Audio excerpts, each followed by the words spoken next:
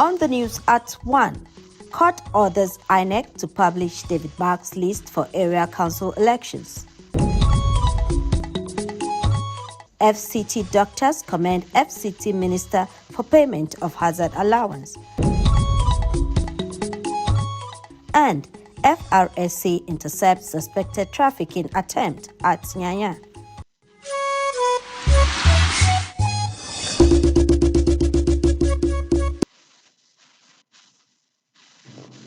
Good afternoon, and it's glad to have you join us on the news at 1 p.m. on NTA Channel 5 Abuja, the Unity Station. I'm Hakimat Aliu Ibrahim. With the news, we begin with donations from presidency as President Bola Ahmed Tinubu has reached out to FCT community with a donation of 1,225 kg of rice through the Renewed Hope Ambassador for FCT. The gesture, the FCT representative Abdullahi Adamu Candido says, demonstrates leadership commitment that cares for the less privileged. Hawa Gimba reports on the distribution of items to the 6 area councils. The distribution of the 1,200 bags of 25 kg rice cuts across the 6 area councils of the Federal Capital Territory, with beneficiaries drawn from vulnerable households and community groups. FCT Coordinator Renewed Hope Ambassador Abdullahi Adamu Candido says the intervention aligns with President Bola Ahmed Tinubu's Renewed Hope agenda aimed at easing the economic burden on Nigerians, especially the less privileged. Kindness of Mr. President, the Renewed Hope Ambassadors project across the country, inclusive of FCT, was honored to receive 1,200 bags of 25 kg from Mr. President.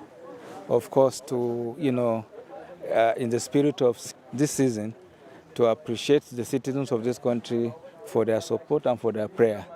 And in his usual kindness, he decided that let Nigerians, particularly those of the less privileged in the society. Coordinators from the 6 area councils were on ground to appreciate the president for this gesture to the grassroots. I am duty-bound to ensure that it gets to them, however little it is. It's not the quantity, but the kindness behind the giving is what matters the most. The Renewed Hope Ambassador is a well-structured organization with a clear-cut organogram.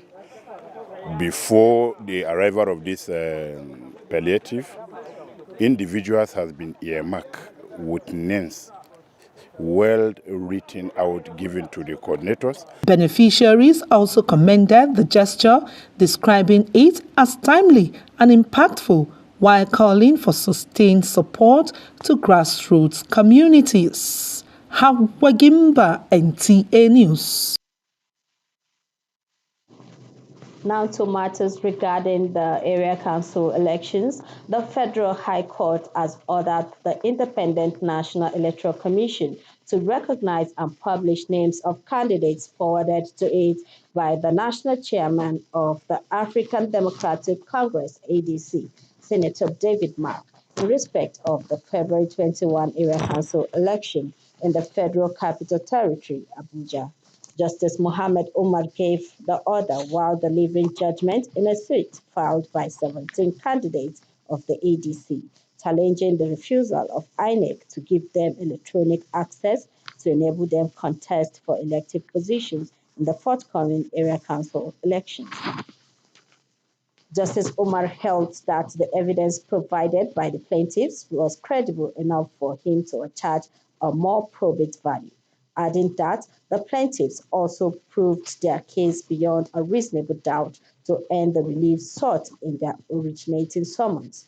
He subsequently issued an order directing INEC to recognize and publish the names of the plaintiffs as candidates of the ADC for the various positions the plaintiffs contested in the substitution primary election of the ADC preparatory to the 2026 FCT Area Council election.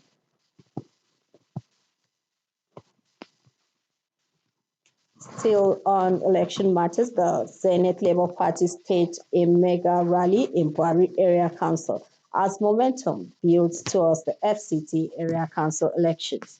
Party leaders, candidates, and supporters turned out in their numbers, with strong participation from youths, women groups, and community members. Hawa Gimba reports that the rally focused on mobilizing voters and highlighting the party's vision for grassroots development, inclusive governance, and better service delivery. The stage is now set for the forthcoming FCT Area Council elections as members and supporters of Senate Labour Party gather in Buari Area Council to drum support for their chairmanship candidate, Solomon Darie Danjuma. Party leaders, candidates, supporters, youths, persons with disabilities, women groups, and residents from various communities turned out, demonstrating strong grassroots support and commitment to the party's vision for development.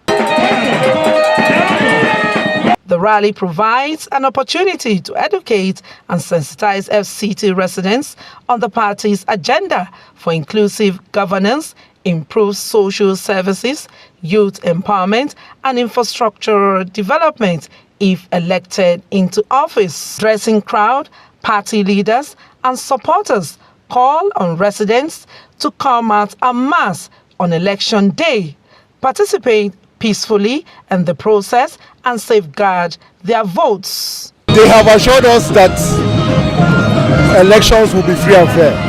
With what happened here, with the kind of crowd, the kind of acceptance from people living with disability, the women, the youth, our mothers and our fathers, the media, you can see that the Senate Labour Party, ably led by Chief Barrister Dan Wanyanwu, MN OFR, is on ground, and we are here to take over. The chairmanship candidate, Solomon Darie Danjuma, reassures supporters of transparent and people-oriented leadership, pledging to work closely with traditional rulers, community leaders, and stakeholders to improve the welfare of residents in Buari Area Council. Level of acceptance, because the people of Buari Area Council have decided that they need a leader that they know, a leader that they trust, and a leader that they believe has the credibility and competence to be able to transform Buari Area Council. This crowd you are seeing here, this is a genuine supporters. These are organic supporters. These are our followers. They are here to make a statement to tell the people of Buari Area Council that ZLP is the only party. The Senate Labour Party says it remains committed to issue-based campaigns, peaceful participation, and democratic ideals across the Federal Capital Territory. The mega rally tour took supporters, party leaders round some streets in Kubwa to seek their support come February 2026 FCT Area Council elections. Hawa Gimba, NTA News. And as preparations intensify for the 2026 Area Council elections, the FCT Independent National Electoral Commission, INEC, says, has announced the commencement of the permanent voter card collection with 128,396 PVCs ready for eligible voters across the 6 area councils, while assuring residents of its readiness to conduct a credible and transparent poll. The FCT Electoral Commissioner Aminu Kashim Idris outlined key milestones achieved so far and called on eligible voters to take advantage of the PVC collection window. Our correspondent, Rabia Tribe, has the details. At a press briefing in Abuja, the Resident Electoral Commissioner, INEC FCT, Aminu Kasimu Idris, addressed journalists on the Commission's level of preparedness and the commencement of permanent voter card collection across the territory. According to the Commission, PVCs will be available for collection at registration wards in the 6 area councils from Thursday, January 22nd to Monday, January 26th, between the hours of 9 a.m. and 3 p.m. daily. A total of 128,396 PVCs are available for collection. This is made up of the newly registered voters as well as voters that requested for transfers and updates to their registration details. PVCs from previous registration exercises are also available for collection in this period. Let me emphasize that the PVC remains the only valid document that qualifies a registered voter to be accredited and to vote on election day. Collection of PVC by proxy is prohibited. Electoral officers in all the area councils are having a stakeholders meeting today with every stakeholder. We have also engaged some CSOs right now who are in different areas. INEC also provided updates on its overall readiness for the polls, stating that political party primaries and campaigns have been closely monitored, while critical election technologies, including the BVAS, have been activated in preparation for the exercise. We have taken delivery of non-sensitive election materials, which have been badged to the area council offices. We have opened portals for the accreditation of observers and the submission of polling agents by political parties. As the election draws near, we wish to reassure the people of the FCT that we are committed to conducting an election that is free, fair, inclusive, and credible. The electoral body further noted that after the ward-level collection period, uncollected PVCs will be moved to INEC area offices for continuous collection. With PVC collection set to begin in earnest, the responsibility now shifts to eligible voters to take the final step towards participating in the democratic process. Rabiat Shaib, NTA News. Away from that, Association of Resident Doctors, Federal Capital Territory, has lauded FCT Minister Nyesom Wike for his commitment to the welfare of doctors in the territory. In a letter of appreciation to the minister, the resident doctors described the gesture as display of exemplary leadership and commitment to the welfare of healthcare workers. In a statement by the Senior Special Assistant of Public Communication and Social Media, Larry Olayinka says the long-standing 13-month hazard allowance arrears, as well as 1 month wage award, has been paid to the resident doctors. The letter was signed by the association's president, Dr. George Evron, and General Secretary, Dr. Yusuf Israel Lisa. The association, however, promised to remain committed to constructive engagement and collaboration in advancing the FCT health sector and ensuring the continued delivery of quality health care services to the populace.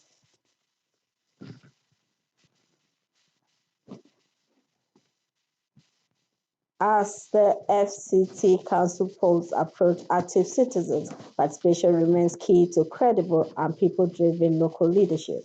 Odiri Ogwaru samples opinions of residents on how low voter turnout and effects as the countdown for the area council election begins. The reports will come in our subsequent bulletin.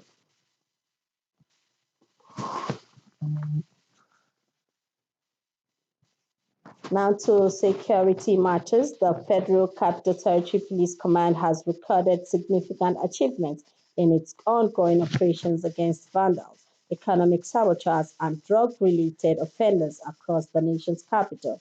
Commissioner of Police Mila Dantawaye made this known while parading 296 quarter-size single-core armored cables recovered from vandals. Onotu Yakubu has the report.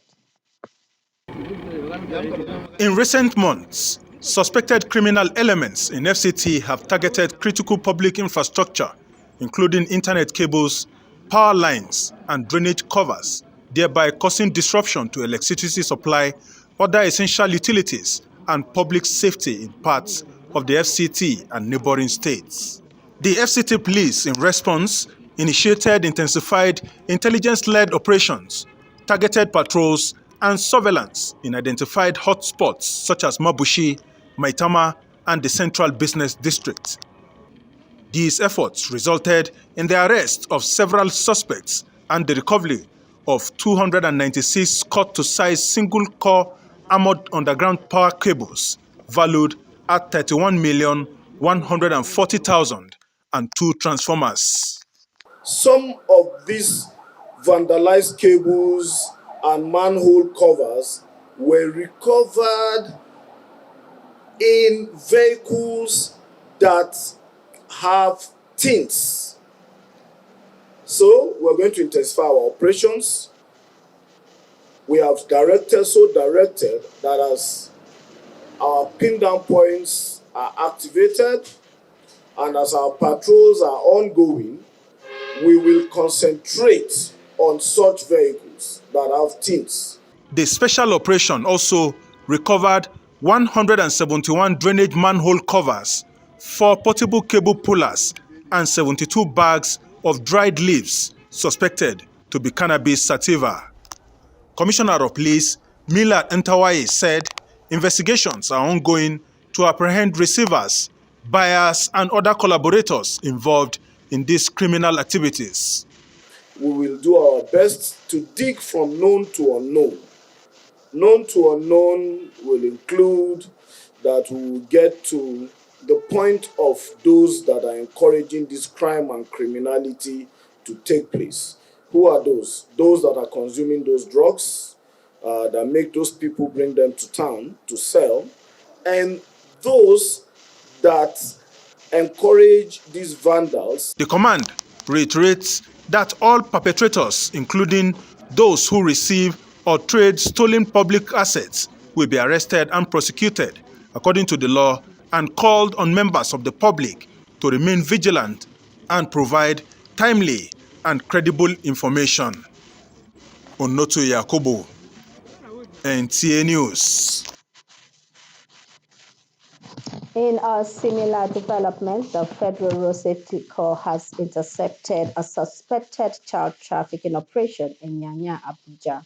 In a statement signed by the Corps Public Education Officer, Shegun Ogunbamide, the afternoon patrol team of the Corps Nyanya Unit Command intercepted a white Sharon vehicle with registration number SHD 253YU at the building materials axis of Nyanya.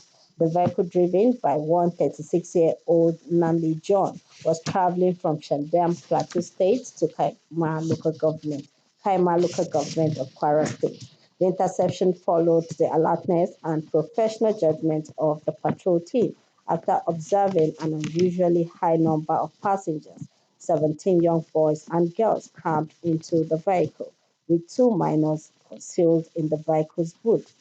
Immediately after raising suspicion of possible human trafficking, subsequently, the Commissioner of Police Nasarawa State, Shetima Yauri Muhammad, ordered that the rescued young persons be taken to proactive custody at the State Criminal Investigation Department, Lafia, where directing a comprehensive investigation to dismantle any network connected to the suspected trafficking attempt. The FRSC Corps Marshal Shehu Mohammed, however, reiterates that although the Corps lacks the statutory mandate to investigate human trafficking, its responsibility to protect lives on Nigerian roads, identify suspicious activities, and immediately engage relevant security agencies was effectively and professionally discharged.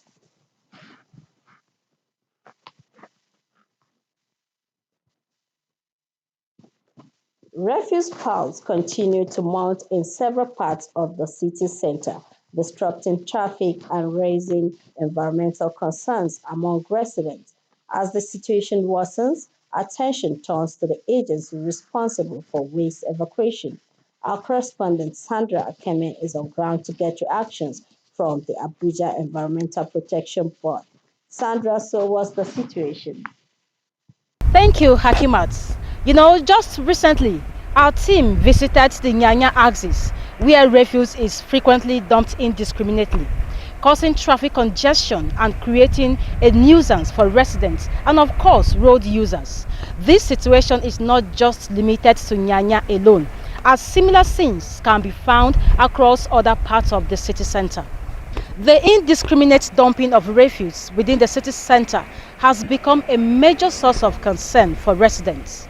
Heaps of waste left unattended pose serious environmental and public health risk. Well, right now I'm at the Abuja Environmental Protection Board to get reactions from officials which is responsible for evacuating refuse, but is currently on an indefinite strike, making West evacuation difficult. However, there is hope that the strike will soon be called off to allow necessary action to be taken. NTA will definitely continue to follow up on the situation and keep the public informed. Thank you, Sandra, for that bit. That's the much we can take on the news this afternoon. Join us again in the evening for more updates. Good afternoon.